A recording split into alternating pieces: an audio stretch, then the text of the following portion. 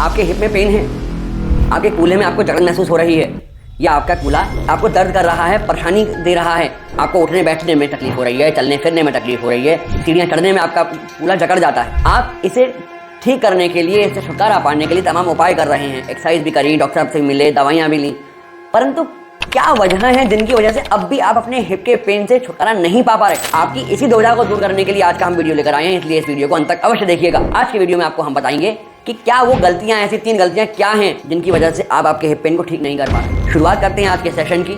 मैं हूं आपका physiotherapist doctor Abhinav Chaturvedi, director Gurupranik health care Agra से। शुरुआत करते हैं आपके सिम्टम्स की। तो पहला सिम्टम होगा पेन। आपको आपके कूल्हे में दर्द महसूस होगा, संभवतः किसी इंजरी की वजह से हो सकता है या मांसपेशी के खिंचाव की वजह से हो सकता है। दूसरा पॉइंट है आपके हिप की स्टिफनेस। आपको जब पेन होगा तो पेन की वजह से आप चलना फिरना अपना कम कर दोगे, इस वजह से आपकी मांसपेशियां जकड़ती चली जाएंगी। जब मांसपेशियां जकड़ेंगी आप चल फिर नहीं पाओगे, आपकी मांसपेशियां कमज़ोर हो जाएंगी। कमज़ोर हो जाएंगी तो आप थोड़ी दूर चलने पर ही आपको आपका कूल्हा जाम लगेगा, साथ में आपको ऐसा लगेगा कि अब बस हो गया और नहीं चल पा रहे। बहुत भरी भरी सी मांसपेशियां मालूम पड़ेंगी। आमतौर पर लोग जिसे कहते हैं, ये टर्मिनोलॉजी यूज़ करते हैं लोग, कि मांसपेशियां भरी भी मालूम पड़ती हैं। इसकी वजह से आपके चलने का जो तरीका है, जो पैटर्न है, जो वॉकिंग गेट है, वो भी बदल सकता है। आप लंगड़ा के चल सकते हैं, जिसे हम लिम्पिंग कहते हैं, आपका गेट ऑल्टर हो सकता है। ये हैं आपके science and symptoms hip problems. अगर आप अपने हिप जॉइंट की समस्या के बारे में और जानना चाहते हैं तो हम इंस्टाग्राम लाइव लेकर आ रहे हैं हर महीने के दूसरे और चौथे शनिवार को शाम को 6 से 7 बजे के बीच में। वहाँ पर हमसे जुड़िए, अपनी समस्याएं डायरेक्टली हमसे पूछिए और तुरंत उसका हल पाइए। साथ में आप हमें मैसेज कर सकते हैं इंस्टाग्राम पर। इंस्टाग्राम पर ही क्यों मैसेज करना है? वो इसलिए करना है क्योंकि इंस्टाग्राम पे आपके मैसेज का रिप्लाई हम जल्दी दे सकते हैं। बात आ जाती है अब कॉजेज़ की। हिप डिस्फंक्शन के कॉजेज़ क्या हो सकते हैं? पहला कॉज है इंजरी। आप कहीं गिर गए, रोड ट्रैफिक एक्सीडेंट हो गया, इस वजह से आपकी हिप की मांसपेशियां कट सकती हैं, उनमें घाव हो सकते हैं, आपको चलने फिरने में तकलीफ हो सकती है। दूसरा कॉज है डिस्फंक्शन। जॉइंट डिस्फंक्शन क्यों होता है? जॉइंट डिस्फंक्शन इसलिए होता है कि आपको अगर पेन हो रहा है तो आप संभवतः चलना फिरना कम कर देंगे। जब कम कर देंगे, धीमे धीमे मांसपेशियां जकड़ती जाएंगी तो जॉइंट का डिस्फंक्शन हो जाएगा। ये आपका कॉज नंबर 2। कॉज नंबर 3 है आर्थराइटिस। जिस तरह से हमारे देश के अंदर नी आर्थराइटिस कॉमन होती जा रही है, इसी तरह अब हम देखते हैं कि हिप की आर्थराइटिस भी बहुत ज़्यादा मिलने लगी है। एक वजह और है, उसे कहते हैं एवीएन, एवेस्कुलर नेक्रोसिस। इस वजह से भी कूल्हे में दर्द बढ़ने लगा है। जनरली ये समस्या बुजुर्गों में होती है। ये होते हैं आपके कॉजेज। अगर आपको ये वीडियो यहाँ तक थोड़ा भी समझ आ रहा हो तो इस वीडियो को प्लीज़ लाइक कर दीजिएगा। कम से कम 1500 लाइक तो बनते हैं। अगर 1500 लाइक आते हैं तो हम ट्राई करेंगे कि आपके लिए इस टॉपिक पे एक डेडिकेटेड इंस्टाग्राम लाइव सेशन अवश्य रखें, जिसमें आप अपनी समस्या पूछ के उनका हल पा सकें। बात करते हैं हिप की डायग्नोसिस की, कि किन वजहों से आपको हिप में समस्याएँ हो रही हैं, आपको पेन हो रहा है, आप चल फिर नहीं पा रहे। देखिए, सबसे पहला होता है डायग्नोसिस में फिजिकल एग्जामिनेशन।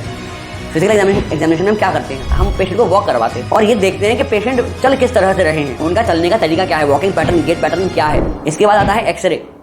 एक्सरे करवा के ये देखा जाता है पेल्विस का कि कहीं कूल्हे में गठिया तो नहीं हो रही, या कहें कि हिप की ऑस्टियोआर्थराइटिस तो नहीं हो रही है, जॉइंट सरफेस आपस में टकरा तो नहीं रहे हैं, ये हम देखते हैं। उनकी लैब्रम की पोजीशन क्या है, ये हम देखते हैं। नेक की पोजीशन क्या है, या फ्यूमरल हेड की पोजीशन क्या है, ये हम देख लेते हैं एक्सरे में। और फिर भी अगर हमें कंफर्म नहीं होता तो एमआरआई करवाया जाता है। हिप के एमआरआई से हम क्या देखते हैं? हिप के एमआरआई से मालूम पड़ता है कि कहीं गठिया के साथ हमको एवीएन अर्थात एवेस्कुलर नेक्रोसिस तो नहीं हो रही, या वहाँ पे कोई इन्फेक्शन तो नहीं हो रहा, या पीआईडी जिसे पेल्विक इन्फ्लेमेटरी डिजीज़ कहते हैं, जनरली फीमेल्स में अधिक पाई जाती है, कहीं ये तो नहीं हो रही है। इस सारी डायग्नोसिस के बेस पर पेशेंट का ट्रीटमेंट डिफाइन किया जाता है कि क्या समस्या है, अब पेशेंट का ट्रीटमेंट करना चाहिए। हिप की समस्या में ट्रीटमेंट क्या लिया जा सकता है? तो ट्रीटमेंट के लिए हम खासकर ये देखते हैं कि अगर कोई इन्फ्लेमेटरी कंडीशन हो रही है तो इन्फ्लेमेटरी कंडीशन पर हम कुछ मेडिसिन प्रिस्क्राइब कर सकते हैं। कोई फिजिशियन जिन्हें आप संपर्क कर सकते हैं आपको कुछ मेडिसिन प्रिस्क्राइब करेंगे। पर अगर आपको हिप में आर्थराइटिस या जॉइंट डिस्फंक्शन हो रहा है तो फिर एक फिजियोथेरेपिस्ट आपके लिए बहुत आवश्यक है, क्योंकि अब आपको वही बता सकते हैं कि क्या करना है, क्या नहीं करना, क्या प्रिकॉशंस लेने हैं। आपको कुछ एक्सरसाइज बताई जा सकती हैं जिन्हें करने से आप अपने हिप डिस्फंक्शन को दूर कर सकते हैं। या फिर अगर आपको गठिया शुरू हो रही है तो इससे बचने के लिए आपको क्या मेजर्स लेने हैं, इसके ऊपर पूरा एक वीडियो अवेलेबल है, उसका लिंक आई कार्ड में है, जाकर अवश्य देखिएगा। ये तो हमने देख लिया कि किस किस तरह की हिप में समस्या हो सकती है, क्या डायग्नोसिस बनाकर हम ट्रीटमेंट कर सकते हैं, पर इससे बचने के लिए उपाय हम क्या कर सकते हैं, इनको भी तो जान लें एक बार। तो हिप की प्रॉब्लम में सबसे पहले आपको करना चाहिए रेस्ट। देखिए, जब भी किसी मांसपेशी में इन्फ्लेमेशन होगा तो ये जाहिर सी बात है वहाँ सूजन होगी। सूजन को ख़त्म करने का सबसे अच्छा उपाय है आराम। इसके बाद आप कर सकते हैं आराम के साथ सिकाई। अब ठंडी करनी है या गर्म करनी है ये आपके थेरेपिस्ट को तय करने दें, क्योंकि ये डिपेंड करता है, ये निर्भर करता है आपकी समस्या पे, किस तरह की समस्या हो रही है। अगला प्रिकॉशन है आपका, आपके चलने के तरीके, आप कहाँ चल फिर रहे हैं, क्योंकि खिंचाव तो वहीं आया था ना। तो ये ध्यान रखिए कि आप चल कैसे रहे हैं, कहाँ पे चल रहे हैं, क्या वो जगह समतल है या नहीं है। यदि समतल नहीं है तो ध्यान से चलिए। साथ ही साथ चलने फिरने के तरीके में आपके जूते भी आते हैं, क्या आप किस तरह का जूता पहन के चल रहे हैं, किस तरह के फुटवेयर आप यूज़ कर रहे हैं, क्या वो घिसे हुए हैं। अगर घिसे हुए हैं तो आपकी एड़ी गलत पड़ेगी, एड़ी गलत पड़ेगी तो ये आपके हिप तक डिस्कम्फर्ट पैदा कर सकता है। इसलिए विशेष ध्यान रखिए कि आपके फुटवेयर भी ठीक हों। आपने ये भी जान लिया कि हमें प्रिकॉशन क्या लेने चाहिए। अब बात करते हैं वो 3 गलतियाँ आप कौन सी कर रहे हैं आपके हिप पेन में।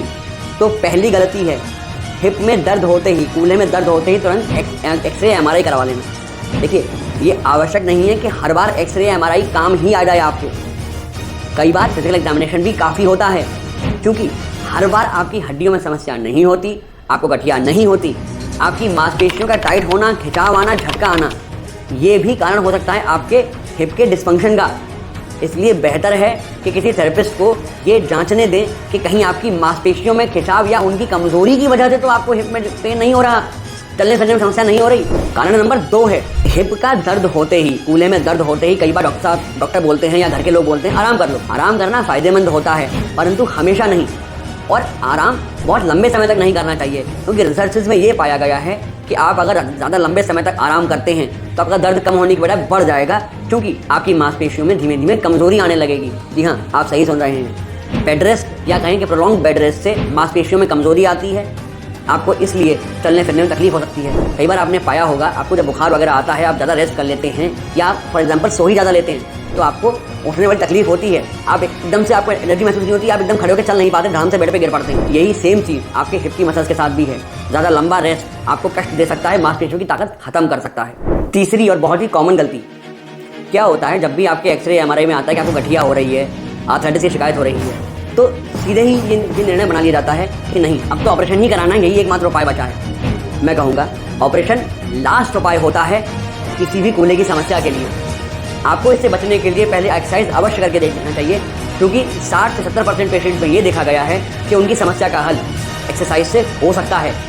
ऑपरेशन ही एकमात्र उपाय नहीं होता, क्योंकि अर्ली एज में ऑपरेशन कराने से समस्या क्या आपको बाद में आती है, जब हिप जॉइंट या उस इम्प्लांट की लाइफ पूरी होने लगती है। इसलिए इसे अवॉइड करने के लिए एक्सरसाइज करें, एक्सरसाइज का सहारा लें, सर्जरी पे तुरंत ना जाएं, ये निर्णय जल्दबाजी में ना करें कि अब तो हमें सर्जरी ही करानी है। एक्सरसाइज करिए, स्वस्थ रहिए। अगर आपके भी जानने वाले किसी को हिप का डिस्फंक्शन हो रहा है और वो भी ये गलती कर रहे हैं, किसी ऑपरेशन के लिए जाना चाह रहे हैं, प्लीज़ उन तक ये वीडियो अवश्य शेयर करिए, जिससे वो भी ये समझ सके कि वो गलती कितनी बड़ी कर रहे हैं, और वो भी एक्सरसाइज ट्राई करें, अपनी सर्जरी को संभवतः बचा सकते हैं। देखिए अल्टीमेटली होनी तो कोई नहीं चाहता, बट कोशिश तो करें। आपको मैं पुनः याद दिला दूं कि मंथ के हर सेकंड और 4 सैटरडे शाम को 6 से 7 हम एक इंस्टाग्राम लाइव करेंगे, जिसमें आप अपनी क्वेरीज हमसे डायरेक्टली पूछ के इसका हल पा सकते हैं। अगर आपको टेलबोन में पेन है तो लेफ्ट क्लिक करिए, आप अगर हिप जॉइंट की एक्सरसाइज करनी है तो राइट क्लिक करिए।